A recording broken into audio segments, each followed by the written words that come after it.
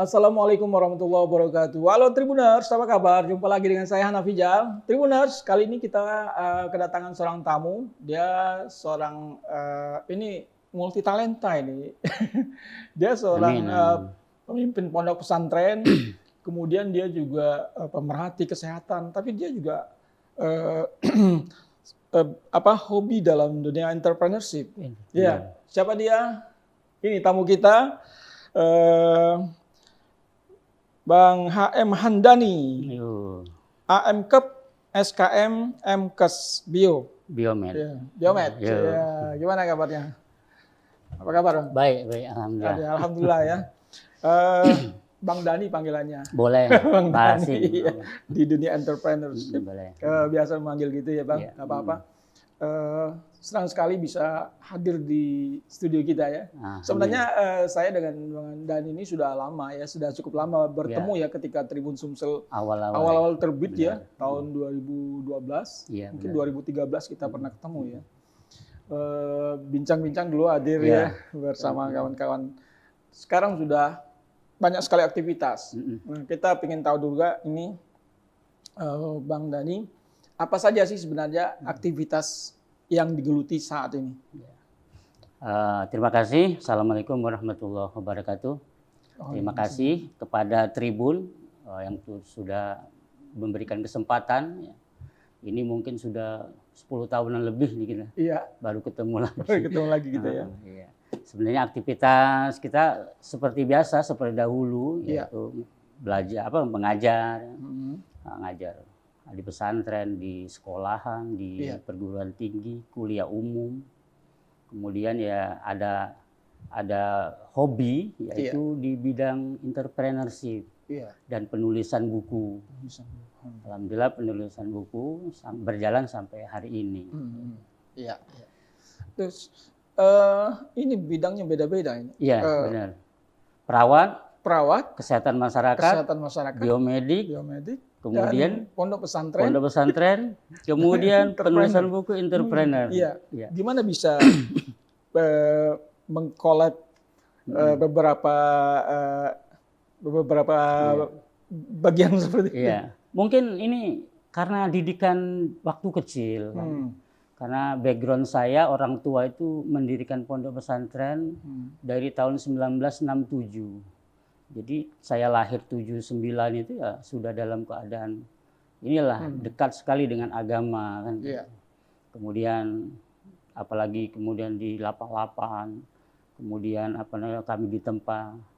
Kemudian orang tua juga selain dia ini mengasuh pendidikan, dia juga seorang pebisnis. Gitu ya. Jual beli kopi zaman dulu. Mungkin dari situlah ibu juga ya ngedidik kami, misalnya jualan pempek, kemplang, kerupuk kan kayak itu. Dan itu bukan skala kecil kalau menurut saya waktu itu. Karena kalau mungkin ukuran 20 kali 20 itu penuh dengan jemuran kemplang kalau zaman dulu kan. Jadi besar kan. Nah, jadi dari kecil itu, kemudian dari kecil juga hobi masak kan. Dan saya baca buku, bukan misalnya masak-masakan, bukan, tapi memang baca buku. Cara bikin sirup. Belajar benar. Jadi baca buku benar kan kayak itu belajar. Nah, jadi mungkin dari situlah. Kemudian saya kan santri. Jadi keterpaduan ini. Dan kemudian namanya di santri ini kan ada budaya mendalami ilmu. Apa yang ilmu yang kita inginkan itu di dalam-dalamnya. Nah, saya ini hobi membaca, menulis, jadi tergerak. Nah, puncaknya di 2006-2007. Ketika saya sudah mendirikan Stikes bersama kawan-kawan, mendirikan Stikes Muhammadiyah, Palembang. Nah, di situ kan ada pelajaran entrepreneurship. Yang waktu itu dosennya enggak ada. Jadi terpaksa nih, wah bagaimana nih? Akhirnya sudah kita bikinlah buku yang pertama diterbit di 2010. Entrepreneurship, giat melihat dan memberdayakan potensi bisnis. Nah itu. Tapi memang sebelum dari 2000 itu kita ya sudah ditempa oleh lingkungan itu. Lingkungan itulah yang membuat kita memang bisa tampil dengan potensi-potensi yang luar biasa itu ya. Iya, benar-benar. Dengan berbagai sektor bisa dikuasai. Iya, benar. Iya. Nah, dari beberapa sisi ini, apakah memang karena itu tumbuh dengan sendirinya atau juga langsung diasah oleh kemampuan Bung Dhani? Jelas kan orang tua kalau dulu otodidak, dia memberikan. Tiap sore saya diajari orang tua menyusun uang, hitung duit. Tiap sore itu. Nah, itu kan bahasa Palembang betul. Nah, setelah itu ya kebiasaan terus. Nah, tapi di samping itu saya kan belajar. Belajar bertemu orang-orang hebat dengan misalnya kayak Prof. Edi Suwandi Hamid, Rektor UII, kan, Prof. Suyatno, kan, Prof. Busro Mukodas, waktu yang KPK ya. Nah, pertemuan-pertemuan itu yang membuat saya juga tumbuh keinginan untuk maju, misalnya untuk bikin buku dan sebagainya. Dan ada juga dari teman-teman kan mengingatkan kalau gajah itu mati meninggalkan gading, harimau mati meninggalkan belang, nah manusia mati meninggalkan nama. Nah, nama ini yang saya kejar. Jadi dari dulu saya pengennya itu bagaimana mendobrak atau membangun atau menciptakan segala sesuatu. Setelah kita ciptakan ya sudah ikhlas saja kan gitu. Karena ibaratnya tuh kita di dunia ini kan sementara. Jadi ketika sudah kita bangun, kita buat, ya sudah silahkan yang lain. Kita berkontribusi di tempat yang lain lagi. Betul. Jadi Bang Dhani ini mampu mengkompilasi seorang santri yang punya wawasan tentang keislaman, kemudian juga sebagai pelaku bisnis dan pengamat bisnis, karena memang dari kecil di lingkungan ditempa oleh orang tua dengan bisnis ya. Kemudian juga belajar tentang kesehatan sebagai seorang perawat, biomed ya. Jadi hasilnya adalah terciptanya buku-buku yang mendekati itu.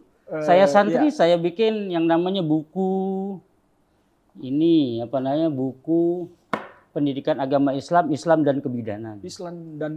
Jarang sekali ini ya. Islam dan kebidanan. Jadi mengkompilasi tentang sisi-sisi dunia Islam dalam bidang kesehatan. Itu banyak dokter-dokter yang tidak tahu misalkan masalah cloning. Siapa itu cloning? Kan dianggapnya cloning itu adalah ilmu yang baru. Padahal ketika penciptaan Siti Hawa itu Allah menggunakan ilmu cloning. Ilmu cloning ya. Cloning. Jadi Nabi Adam di-cloning kan gitu. Sehingga terciptalah Siti Hawa. Kalau orang sekarang menganggap wah itu ilmu hebat, enggak kayak gitu. Nah, jadi apalagi penciptaan manusia. Nah, kemudian ada kan kita misalnya melihat orang hamil dengan wajah beda misalnya. Dan itu sudah dijelaskan di dalam Al-Qur'an kayak gitu. Tentang haid dan sebagainya sudah. Jadi sebenarnya Al-Qur'an itu sendiri mengandung banyak ilmu pengetahuan tentang kesehatan, kehidupan manusia ya. Makanya kalau orang Islam anti ilmu fisika, ilmu kimia, ilmu biologi, kayaknya ini Islamnya kurang dalam ini. Karena memang Islam itu ketika Allah ngomongkan wa idz qala rabbukal malaikati inni ja'ilun fil ardi khalifah. Ketika Allah ngomongkan mau menciptakan manusia, Allah ngomong sama malaikat menciptakan pemimpin di muka bumi. Dari kata bumi itu sudah kelihatan. Bumi itu ada unsur apa? Ada fisika, ada kimia, ada biologi, ada matematik di situ. Nah, itu unsur-unsur yang terkandung di dalam bumi itu sendiri. Tapi kan jarang orang yang mengkaji seperti itu. Nah, kalau saya mencoba memang waktu dulu kebetulan waktu SMA dipercaya oleh orang tua untuk ngajar fikih dan saya tuh waktu itu enggak mau ngajari fikih Sulaiman Rasyid. Saya inginnya fikih kajian Islam modern. Nah, jadi kajian Islam modern itu tentang penciptaan bumi, penciptaan makhluk, kan itu yang kita bahas. Iya, lebih bersifat keilmuan ya. Ya. Jadi pendekatannya ke ilmu memang sudah dari SMA sudah terbiasa kayak. Iya. Kalau ke Sulaiman Rasyid mungkin lebih kepada argumentasi agama itu. Iya, agamanya kan. Benar. Ya itu juga benar, perlu dipelajari. Tapi kan saya rasa itu banyak orang yang bisa mengajarkan. Tapi ketika kita ingin mengkaji, masa ilmu fisika kimia yang diciptakan oleh Allah kok bertentangan dengan ilmu agama, kan tidak mungkin. Iya. Jadi disitulah juga yang memotivasi.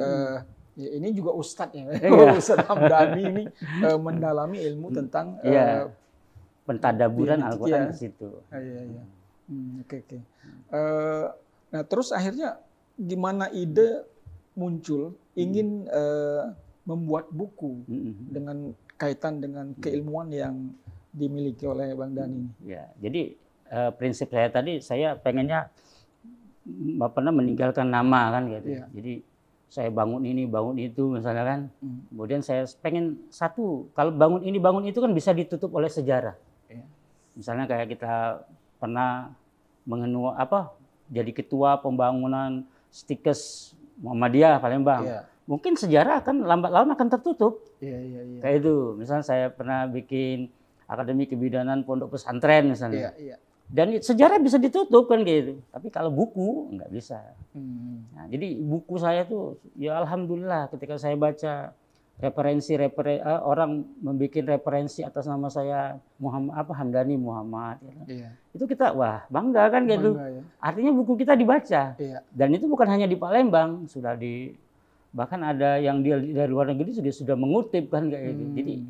Jadi kita rasa ada ini memang buku ini luar biasa. Memang tidak, kalau kita nilai duitnya apa duitnya. Tapi kenikmatan ilmu kita bertebaran itu luar biasa. Terus menulis ini kan tidak mudah.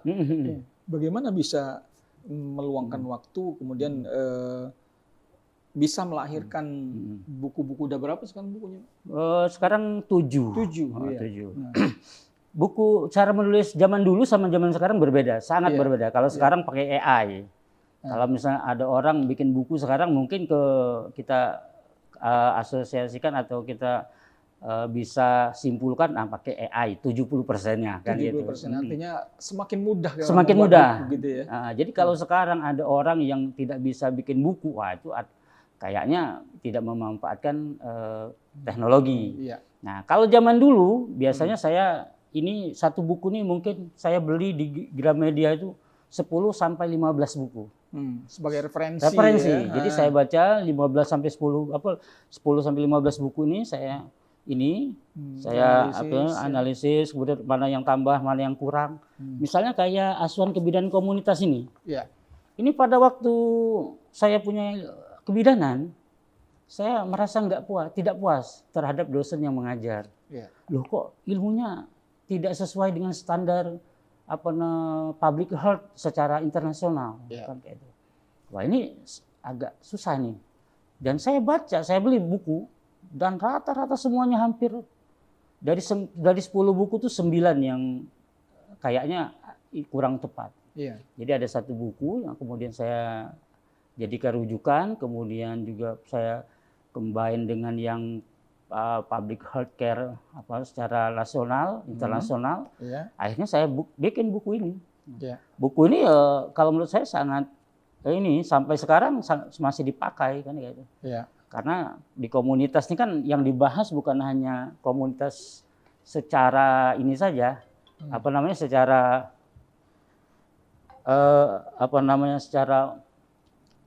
misalnya umum, bukan. Jadi komunitasnya ada. Kan Asuhan ini ada pribadi, ada kelompok, kemudian ada kelompok khusus dan umum kan kayak itu. Nah, di sini sudah lengkap kan. Jadi kita beli bukunya itu beli 10 sampai 15 kami. Ini pendidikan agama Islam, Islam dan kebidanan. Ini asuhan kebidanan komunitas, ya. Ini lagi promosi kesehatan. Ini promosi kesehatan untuk kebidanan. Nah, itu lagi direvisi itu. Lagi revisi ya. Dan ada yang terbaru ya. Ada terkait dengan entrepreneurship. Entrepreneurship ada yang apa namanya?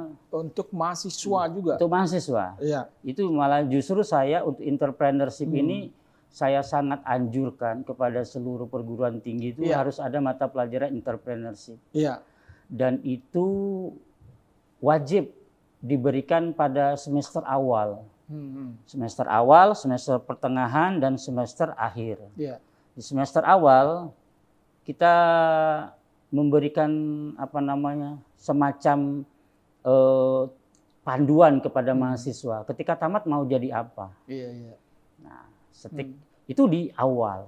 Ketika di pertengahan, kita akan koreksi apakah mereka sudah siap mau tamat. Nah, di akhir kita akan apa namanya simulasikan bagaimana mereka ini ketika tamat kemudian bisa berkarya mandiri. Nah, jadi saya lihat banyak mahasiswa baik di kesehatan, non kesehatan, bahkan mahasiswa ekonomi sendiri ketika tamat bingung mau jadi apa, kerja apa mau gitu. kerja apa. Nah, ini sebenarnya PR bagi perguruan tinggi yang ada di Indonesia. Jangan sampai anak-anak kita itu tamat kemudian jadi apa namanya sampah masyarakat, tanda kutip pengangguran terpelajar. Itu sangat sarjana yang nganggur ya. Nganggur. Apalagi zaman sekarang ini, zaman apa namanya dunia itu di genggaman kita. Jadi dengan hanya punya HP, kalau pengen punya duit 3 juta, 4 juta atau 5 juta, itu sangat mudah. Tidak perlu punya produk, tidak perlu misalnya kita bekerja berat-berat. Apa yang ada misalnya kan, ada sofa di foto, diupload ke marketplace. Misalnya meja ini foto Nah, berapa belinya kemarin? 400.000 atau 500.000, jual 1 juta. Siapa tahu dia enggak. Gitu ya. Ketika dia boleh tidak kurang, boleh berapa? 600, sudah dapat 200. Iya, gitu ya. Kan tidak susah.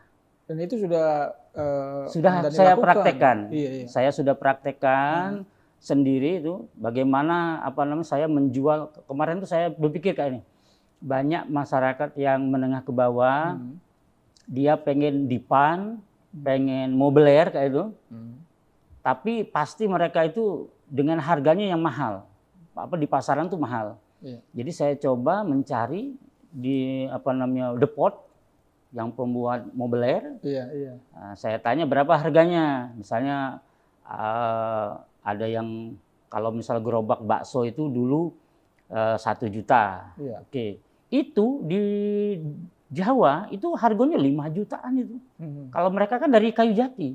Kalau kita kan kayu biasa. 1 juta, oke. Kata kita bikinkan cak 2 iko.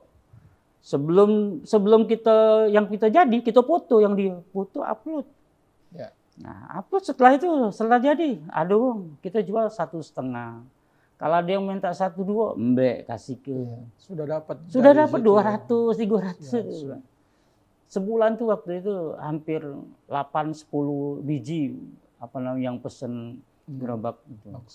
Termasuk lemari. Nah, jadi saya bukan hanya teori tapi saya juga mempraktekkan. Artinya kan kita bisa sebagai yang misalnya yang mahasiswa yang baru selesai misalnya bisa atau mungkin ketika dia mahasiswa pun dia bisa melakukan itu ya.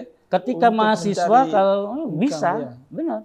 Ketika mahasiswa tuh justru itulah masa-masa yang paling indah untuk berbisnis. Karena dia dengan label misalnya, dia dari mahasiswa A misalkan. Mahasiswa A itu, bolehlah kita sebut kampusnya boleh enggak nih? Nah, misalnya IAIN misalnya. Mahasiswanya ada berapa tuh? 5.000, 10.000? Sekarang UIN ya. Nah, UIN misalkan itu kan. Wah, itu kan promosinya mahasiswa UIN jualan apa misalnya, cilok di depan ini. Wah, itu kan mudah. Tapi ketika tamat, siapa yang peduli kita? Kawan kita sendiri tidak akan peduli, dosen-dosen kita juga tidak akan peduli. Jadi masih menyandang status mahasiswa itu masih itu promosi paling kuat, ya? Brandnya paling luar biasa itu. Jadi memang harus dimanfaatkan betul momentum sebagai seorang mahasiswa itu ya. Saya juga di pesantren itu kecil-kecilan lah, anak-anak suruh nanam, kemudian jual di depan pondok. Jual 15.000 di tanaman di tanaman kan polybag gitu kan 15.000. Iseng-iseng berhadiah. Ada yang beli, alhamdulillah kata dia nanam. Atau mungkin meskipun itu tadi kita tidak nanam, tapi kita bisa foto hampir ke penjual bunga bisa. Kita foto, kita upload. Wah, itu bisa. Iya, jadi kan enak. Itu kreatif. Benar. Ya. Dan mesti kita harus melakukan itu. Enggak perlu. Misalnya kita begawi di mana, tapi kan kita foto-fotoin kembang, spesialis kembang kan. Iya. Nah, itu. Jadi kalau ada, makanya di situ disebut entrepreneur. Entrepreneur itu kan beda. Masyarakat kita ini kan hampir kalau kita lewat gang kita itu, mungkin dari 10 rumah tuh 8-nya punya kios. Tapi kenyataannya kios itu tutup gal. Sebulan baru buka tutup. 2 bulan baru buka tutup. Kenapa? Nah, karena mereka tidak ada jiwa entrepreneur itu. Jadi menganggap seolah-olah kami jualan di sini kan gitu, dibatasin, tidak menciptakan lingkungan. Lah kalau kita jualannya pengen rame kan berarti ciptakan lingkungan. Lingkungan itu yang bagaimana? Yang dibutuhkan orang. Misalkan kita contoh lah, ada mie yang murah kan itu. Emang dia jual mie? Kan enggak. Kalau jual mie di luar lebih enak. Tapi dia jual suasana. Dia panggil orang itu rasa enak. Di sana bangkunya kayak ini, tempatnya nyaman. Itu kan artinya diciptakan gitu. Nah, kalau orang-orang yang tidak punya entrepreneur, jiwa kewirausahaannya itu, maka dia stagnan. Aku jualan, aku nak kayak ini, saklek. Ya, kalau itu berarti dia hobi. Hobi. Yang namanya hobi ya kendak mereka. Kendak kita sendiri itu hobi. Tapi kalau entrepreneur, kendak uang. Jadi harus betul didalami betul sebenarnya ya. Bukan hanya sekedar hobi tadi. Benar. Dalam betul gimana karakter pembeli yang disenangi. Sehingga memang ketika kita melakukan usaha itu memang betul-betul bisa maksimal. Iya, benar. Ya, kalau kita kan biasanya orientasi ke untung. Di awal kita kalau orientasi untung akan roboh ya, karena baru buka istilahnya ya, baru buka, belum balik modal kan, baru sudah mau untung. Uang baru nyicip ibaratnya, nyicip. Tahu dak lemak nyaman dak, dimahali. Mantap apa. Tapi kalau sudah tahu murah, nyaman, balik lagi besoknya. Ini terkait dengan buku-buku entrepreneur ya untuk mahasiswa ya. Saat ini kan eranya sudah era digital ya. Jadi ya mungkin sebagian besar mahasiswa juga udah jarang juga baca buku seperti ini. Iya, benar. Gimana solusinya kalau bagi mereka yang mencetak buku atau untuk mempromosikan ide-ide itu?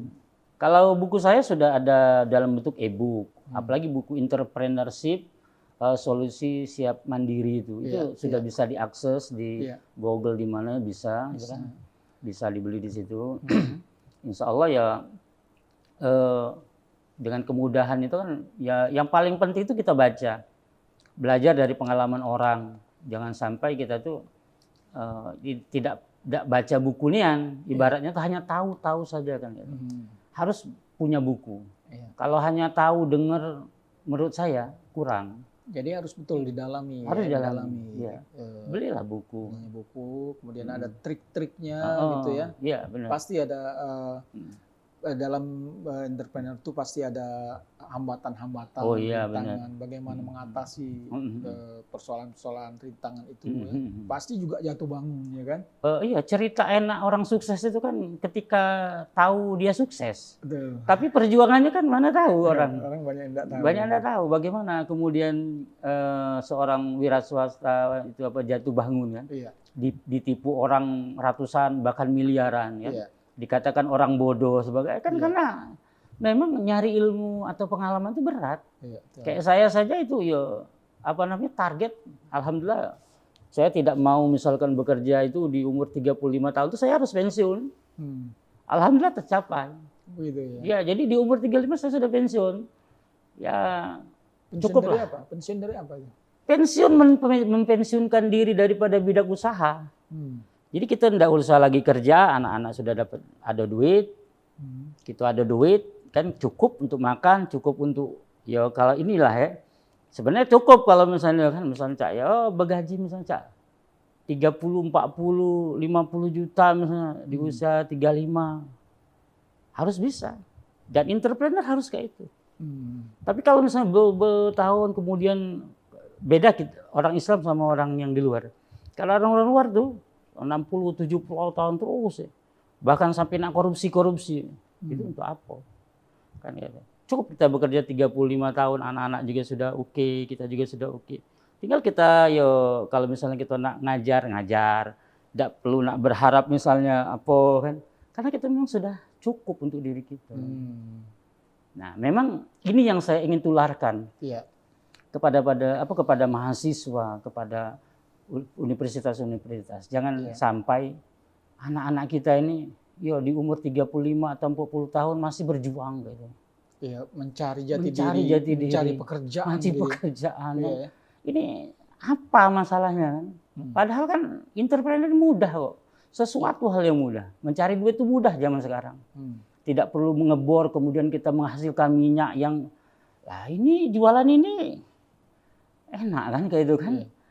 Banyu nih, air ini kan, mana kalau misalnya ditambah cincau, mana kalau ditambahin. Dan itu harus dimulai. Kalau tidak dimulai ya tidak pernah besar. Nah, kalau sudah besar, umur 35 tahun sudah cukup, penghasilan Cak 30 ke atas, untuk apa nak begawi lagi kan? 50-an kita begawi dapat duit, tidak begawi juga dapat duit. Nah ini memang agak pahit nih, mungkin saya omongin ini kan. 35 tahun kok bisa pensiun gitu. Untuk apa capek-capek? Pening kan Pak? Tapi kan menemukan jati diri itu kan tidak mudah. Benar. Dan gimana caranya supaya kita dapat meraih tahapan sampai ke sana? Prinsip kita itu ada orang pintar sukses. Ada orang bodoh sukses, ada orang sekolah sukses, ada yang tidak sekolah sukses. Ada besar, tinggi, belaga sukses, ada pendek, hitam, kecil sukses. Jadi apa masalahnya di dunia ini? Kan artinya siapapun bisa meraih. Bisa meraih. Nah, tinggal style kita ini di mana. Nah, jadi kalau menurut saya keberhasilan itu dimulai dari diri sendiri dan di rumah sendiri. Kalau kita dengan diri sendiri misalnya disiplin, tekun, rajin, kuat, fisik, mental. Ini yang penting. Makanya Rasulullah itu ketika umur 25 tahun, mahar sama Siti Khadijah itu. Siti Khadijah ini saudagar. Paling kaya. Tidak mungkin galak sama Muhammad yang bukan Nabi waktu itu, miskin. Galak tidak? Ada tidak wong jando kayo galak sama miskin? Mana secara ada? Logika tidak ada. Nah, jadi ketika Nabi Muhammad umur 25 tahun, Nabi Muhammad melamar Siti Khadijah itu maharnya 100 unta. 100 ekor unta. Kalau dia berapa tuh kira-kira? Nah, kalau 30 juta, unta biasa harganya 30 juta. 30 juta. Tapi kalau dikali ke 100, 3 miliar. 3 miliar. Artinya Nabi Muhammad itu kaya. Umur 25 tahun. 25 tahun. Nah, dia freedom umur 40 tahun. 40 tahun. Jadi freedom, dia tidak mau kalau ada harta. Nah, bukan berarti Rasulullah miskin, bukan. Tapi dia menyalurkan hartanya. Jangan dibalik, kita nih umur 40 tahun ke atas tambah rakus, tambah korupsi, tambah nyari duit yang tidak halal. Cukup lah. Anak bini itu pasti ada rezekinya dewek. Jangan sampai ditimbun-timbun. Tapi kan harus dibekali emang, istri harus dibekali. Ya, kan harus anak-anak harus dibekali. Saya juga dengan anak-anak saya sering diskusi. Misalnya pagi tadi anak saya yang keempat tuh dapat medali. Medali ini Olimpiade lah ya. Nah kemudian kakaknya yang nomor 3 nimbrung. Ya bidak mana? Nah kebetulan dia kan sarjana masih kuliah SI. Nah, jadi sertifikatnya harganya berapa? Medali ini berapa? Alangkah hebatnya orang SI yang menciptakan soal, dibikinnya Olimpiade, kemudian setiap orang yang menang dikasih medali dan sertifikat yang harganya hanya cuma 50.000. Nah, saya tanya sama anak nomor 4 itu, berapa pesertanya? 2.000 bi, Masya Allah. 2.000. Anggap dari 170, bayar 170 tuh. 100-nya lah untung dia. 100 dikali 2.000. Berapa? 200 juta. Andai kata wong SI itu kemudian berpikir, aku nak tiap bulan bikin Olimpiade. Banyak duit. Ya. 200 juta. Dari menyelenggarakan Olimpiade online itu ya. Tapi kan kebanyakan saya pernah juga ngobrol sama wong yang IT. Menganggap susah cari kerja ini itu. Padahal saya omong, di tempat kau ada berapa SD?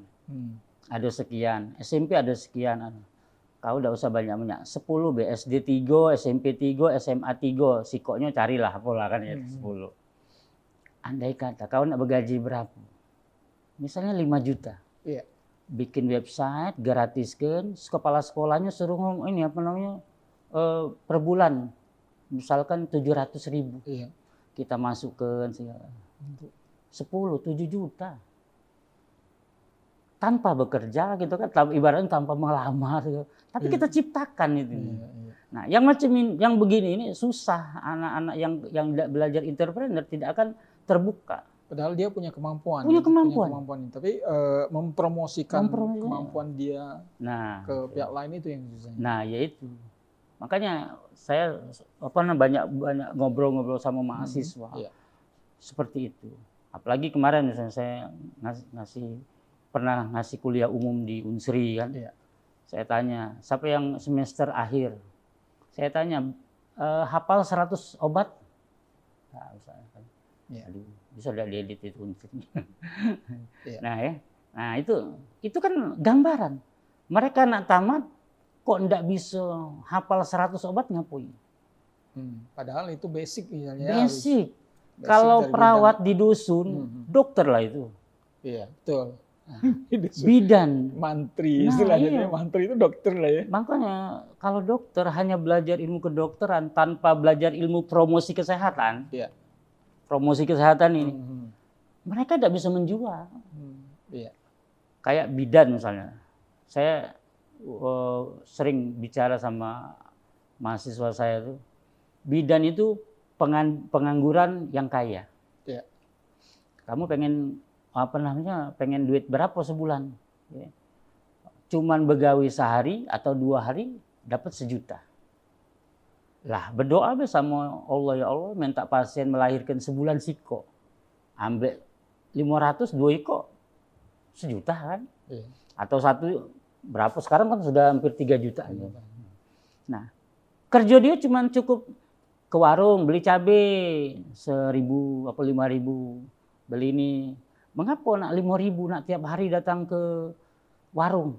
Komunikasi, ngobrol, interaksi sama ibu-ibu sore-sore keluar rumah, tiap hari Minggu bikin senam. Itu kan menciptakan peluang. Anaknya sakit, yang sakit kasih balon, kasih ini, itu anak-anak walaupun tidak sakit pasti datang lagi. Nah, jadi kan ini yang kalau mereka yang tidak tahu metode ini berat. Mereka pengennya bekerja. Iya. Karena Ya. dokter di desa itu kan enggak ada dokter di Nah, desa. itu di desa ya Biasanya kur dokter ada masih. di kecamatan misalnya, Ya, di puskesmas, kecamatan. itu pun jarang datang. Jarang. Itu. Jadi Betul. makanya orang-orang yang menganggap bahwasanya peluang pekerjaan ini susah itu salah. Misalnya di dusun juga. Di dusun ini perlu juga kita kasih mahasiswa-mahasiswa kita yang dari dusun ini jangan sampai meninggalkan dusun. Iya. Misalnya sekarang kan sudah banyak itu di internet. Sawah-sawah diciptakan untuk rumah-rumah, untuk taman masal itu kan ada itu. Nah, itu yang perlu kita masukkan ke ide-ide ke mahasiswa itu. Iya. Nah, kita jual nanam cabai, nanam tomat, bukan hanya menjual cabai dan tomatnya, tapi di situ ada edukasi. Kepada anak-anak TK datang 5.000 masuk misalnya, atau Rp1.000 metik tomat langsung, itu sudah harus kita masukkan ke pikiran-pikiran mahasiswa ini. Mana dia misalnya jurusan pertanian, tidak mau nani itu apa? Kan kayak aneh gitu ya. Aneh kan, tidak mau padi kan gitu. Iya. Lah orang-orang di luar sana sudah nanam padinya sudah luar biasa. Tidak lagi pakai tanah, di polybag. Sudah di polybag, sudah di atas kan gitu. Rooftop gedung-gedung tinggi. Gedung-gedung tinggi. Kayak di Jepang. Nah, jadi pola-pola inilah yang harus kita mahasiswa ini kita ajari. Maka kalau saya di buku saya itu saya jelas jangan sampai kita ini jadi kaum feodal kan gitu. Kaum priai seolah-olah kan kalau PNS itu seolah-olah priai kan gitu.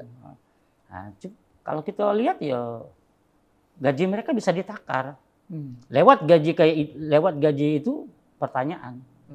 Kan, tapi kalau kita wirausaha bisa menakar ya. Udah bisa.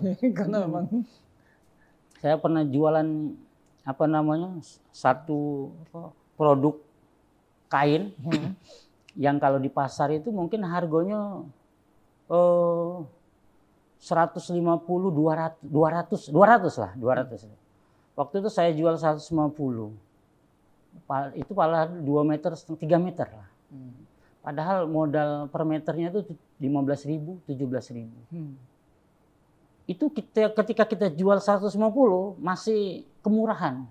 Masih dimarahi wong karena produk yang sama 200 ya di pasaran ya. Nah, maka kalau saya waktu itu karena ini adalah komunitas, maka saya masuk ke komunitas. Nah, jadi kalau misalnya kita jualan harus ada di pasar, nah itu cara lama. Cara sekarang nih di dalam kamar sudah bisa jualan. Bang Dhani, ini kita fokus ke mahasiswanya. Bagaimana trik mahasiswa pemula agar dia bisa menjadi seorang entrepreneur? Ya dilatih. Kalau jalan salah satu-satunya itu dilatih. Dilatih biar mereka tuh punya kemampuan. Biasanya kalau saya melatih mahasiswa itu misalkan dari HP mereka, dari casing HP mereka. Coba sekarang casing mereka jual, jepit rambut kamu jual. Nah, kita praktekkan itu waktu itu dalam satu kelas kan. Sudah dipraktekin, Pak, ada yang nawar, Pak. Kau berapa belinya? 30, Pak. Ini berapa? Ini jual. Tapi sayang, Pak, lah itulah antara bisnis sama kesenangan tadi. Kalau bisnis jual, kata sayang-sayang. Iya. Nanti cari pengganti. Nah, ganti lagi ngampui kan. Nah, kan ini beratnya itu kan mahasiswa seperti itu antara sayang sama bisnis ini dia masih ini kan. Dia jualan kain, yang aku senang. Orang lain senang enggak? Kayak itu. Gitu ya. Jadi ketika kita jual kemudian ada yang senang, majulah. Kita udah kata urusan dengan kita. Kan kayak itu. Kita kan perlu duit, beli lagi kan gitu. Nah, jadi kalau untuk mahasiswa memang penting harus dilatih. Saya lihat ada beberapa mahasiswa yang sudah mulai jualan pulsa. Tapi jualan pulsa itu sekarang tergerus dengan adanya dana, adanya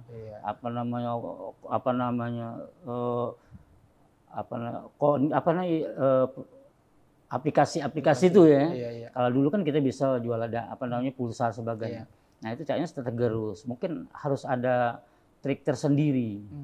Misalnya kayak mahasiswa, mungkin dicari yang lain. Misalnya kalau siang kita kerjasama dengan rumah makan mano, kawannya siang jam 1, siapa yang nak mesen makanan. Tapi kita sudah ngobrol sama tukang itu. Ya.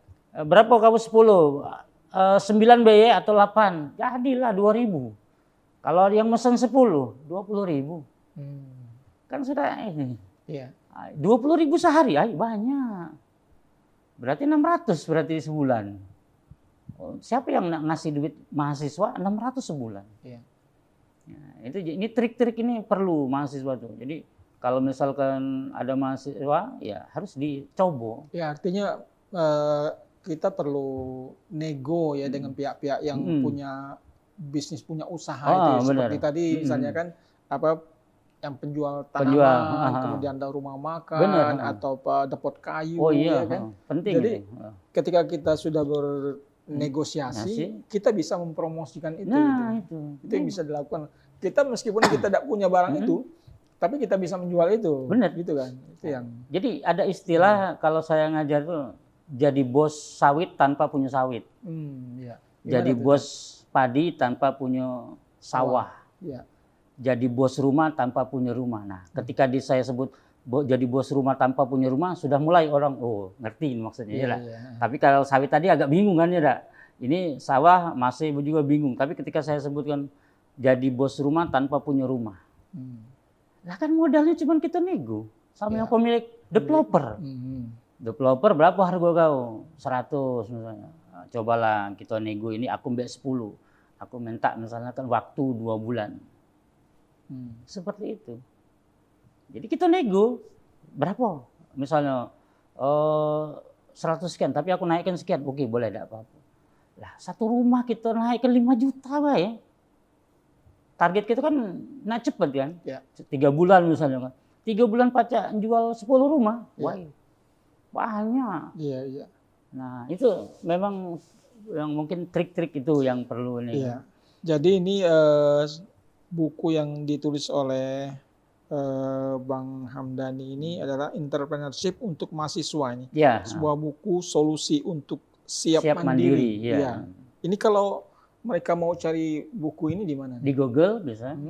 Bikin baik. Hamdani, solusi siap mandiri entrepreneurship. Ya. Nanti di situ ada e-book boleh. Oh ya, itu bagi yang ingin memiliki buku ini, ingin belajar menjadi seorang entrepreneur, silakan ya. Cari nih di Entrepreneurship untuk Mahasiswa. Sebuah solusi untuk siap mandiri ya. Jadi di sini juga diungkapkan bagaimana trik-trik ya belajar menjadi seorang entrepreneur. Mungkin memulai, kemudian bagaimana jatuh bangunnya, kemudian bagaimana membangun komunikasi, negosiasi dan sebagainya sehingga bisa sukses itu. Iya, benar. Iya. Jadi di situ ada kalau kita ingin memulai diri sendiri kayak tadi. Tapi kalau misalnya kita banyak duit, terlahir dari keluarga yang mampu, jangan memulai dari nol kayak ini.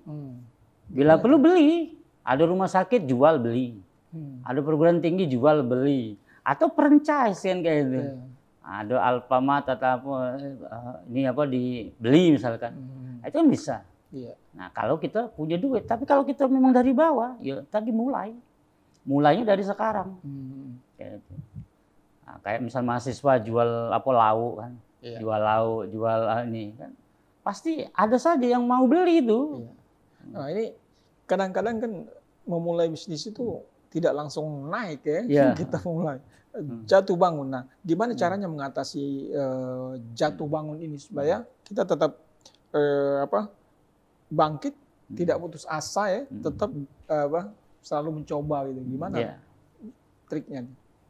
Jadi yang paling karena jiwa entrepreneur, makanya disebut jiwa entrepreneur itu, jiwa itu artinya dia itu orangnya yang kuat kayak. Kalau dia tidak punya jiwa entrepreneur, jelas dia tidak akan kuat. Nah, disebut entrepreneur karena mereka jiwanya kuat dengan apapun ujiannya. Ya memang nak naik itu kan semakin tinggi angin semakin kuat.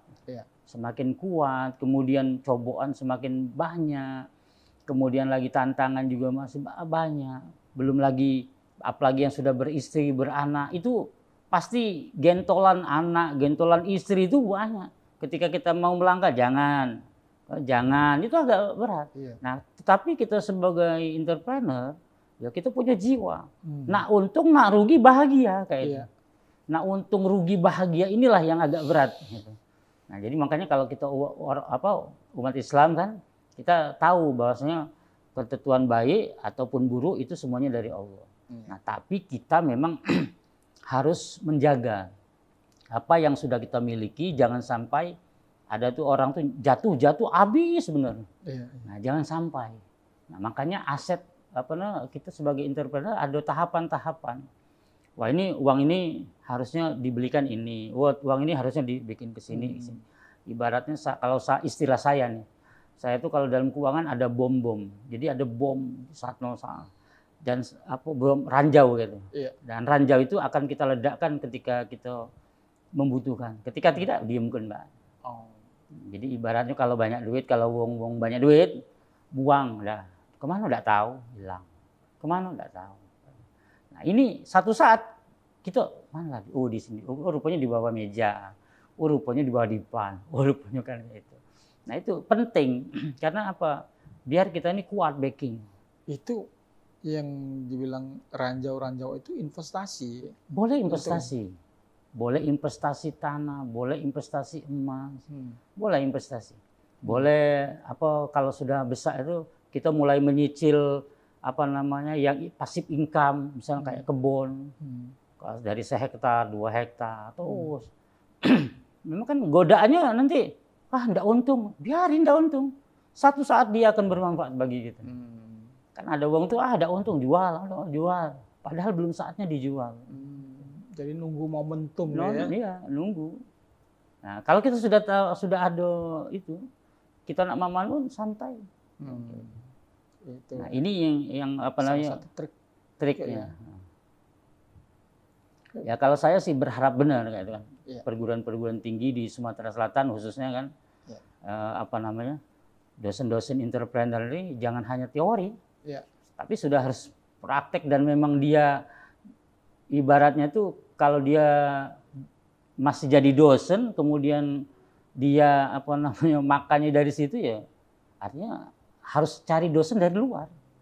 Yang betul-betul memang dia seorang pelaku usaha gitu ya. Yang mereka tidak tidak hanya sekedar teoritis gitu ya. Iya, apalagi misalnya kan maaf ngomong kan ibaratnya target kita mahasiswa itu kalau saya di santri-santri walau tuh SMP SMA. Saya ini ngomongin ini ada rumah harganya 300 juta, ada yang 1 miliar. Kamu nak pilih mau 1 miliar Pak? Oke, berapa tahun kau tamat dari SMA akan beli? Sekian Pak, emang usaha apa yang kau bikin? Ayam Pak, ayam berapa sehari kau jual? 1000 ekor Pak, berapa 1000 ekor? Terus saya pelajari saya arahkan pikiran dia. Sehingga aku setiap hari Pak dapat 7 juta, 8 juta, kurang misalnya untuk 1 miliar. Jadi terpikir berarti usahaku harus besar. Keinginan aku besar kok usahanya kecil entah apa. Berapa umur kamu nak pensiun? Di umur 35, 40 tahun, mana? Umur berapa yang pensiun? Berapa ketika umur 35 tahun, kau tanpa kerja, punya duit enggak misalnya 40-50 juta, punya enggak? Kalau tidak berarti belum. Nah, ini penting. Jadi santri pun aku ini.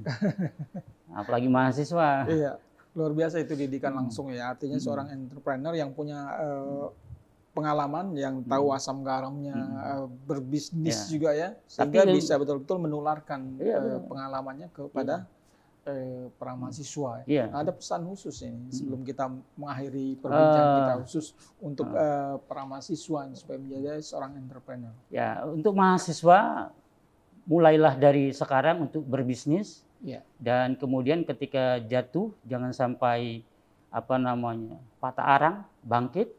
Karena kesuksesan itu tinggal menunggu waktu ketika kita sudah mulai. Terima kasih ini Tribuners, luar biasa perbincangan kita dengan Bang HM Hamdani, AMKEP SKM MKes Biomed. Jadi seorang santri, dia juga seorang tenaga kesehatan bidana, perawat perawatan, ya, dan juga seorang entrepreneur. Ya, pimpinan pesantren. Pimpinan pondok pesantren ya, luar biasa dia lengkap ya. Mudah-mudahan sharing pengalaman yang sudah disampaikan oleh Bang Dhani tadi bisa membuka wawasan, terutama kita yang belum punya jiwa entrepreneur, bisa memulai ya, bahwa kita bisa menghasilkan sesuatu yang bersifat positif dari hanya dalam genggaman kita ya. Oke. Terima kasih atas kehadirannya Bang Dhani. Mudah-mudahan kita akan berbincang kembali di lain kesempatan dengan topik yang berbeda. Tribuners, kita akan jumpa di lain kesempatan dengan waktu yang berbeda. Assalamualaikum warahmatullahi wabarakatuh.